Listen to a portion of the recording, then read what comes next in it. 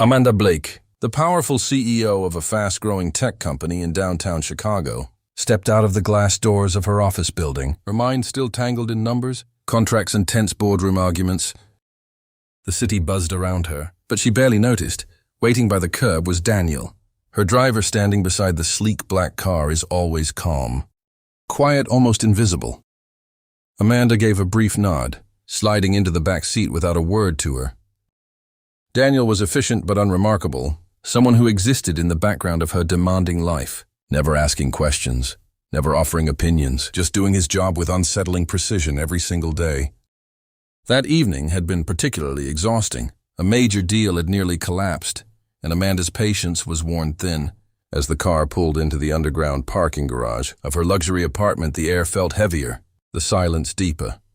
The fluorescent lights flickered faintly above, casting long, shifting shadows across the concrete walls. Amanda stepped out distracted, scrolling through emails on her phone, her heels clicking sharply against the ground. Daniel remained by the car, his eyes scanning the surroundings in a way that seemed routine. But it wasn't his posture suddenly changed alert. Focused like he sensed something Amanda didn't. Then it happened from behind a pillar. A man lunged forward, his movements fast and desperate.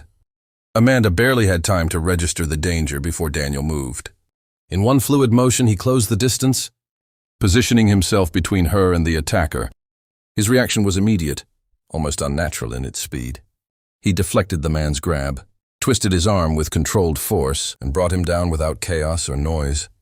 It was precise, efficient, like a rehearsed sequence. Amanda stumbled back, her heart racing, shock freezing her in place as she watched the scene unfold in disbelief. Within seconds, it was over. The attacker lay restrained, unable to move while Daniel stood over him, calm and composed as if nothing extraordinary had just happened. Amanda stared, her breath uneven, trying to process what she had just witnessed. This wasn't the quiet driver she thought she knew.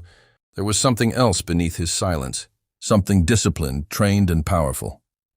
For the first time, Amanda looked at Daniel, not as an employee but as a mystery she had completely underestimated, and the realization unsettled her more than the attack itself. Amanda stood frozen for a moment, her pulse still racing as the echo of what had just happened lingered in the cold air of the parking garage. The distant wail of approaching sirens began to grow louder, snapping her back to reality. She looked at Daniel, who had already stepped back from the restrained attacker. His posture relaxed again, as if he had simply completed a routine task. There was no panic in his expression, no sign of adrenaline, just quiet control. That calmness unsettled her even more. She walked toward him slowly, her voice unsteady but firm as she demanded to know who he really was. Daniel hesitated briefly, glancing toward the garage entrance, as flashing red and blue lights painted the concrete walls. He seemed to weigh his words carefully before speaking.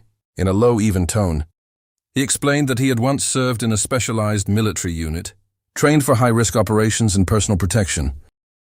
After leaving that life behind, he chose quieter work to raise his young daughter, avoiding attention and danger. However, when credible threats were made against Amanda's company, during a controversial merger, a private security firm discreetly assigned him to her without revealing his true background, ensuring her safety without disrupting her routine.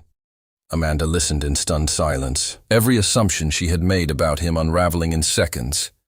She recalled all the times she had ignored him, spoken curtly, or treated him as nothing more than part of her schedule. The realization stung while she had been focused on profits and power. Daniel had been quietly watching over her, anticipating risks she never even considered. The contrast between her perception and the truth made her feel both humbled and deeply uneasy.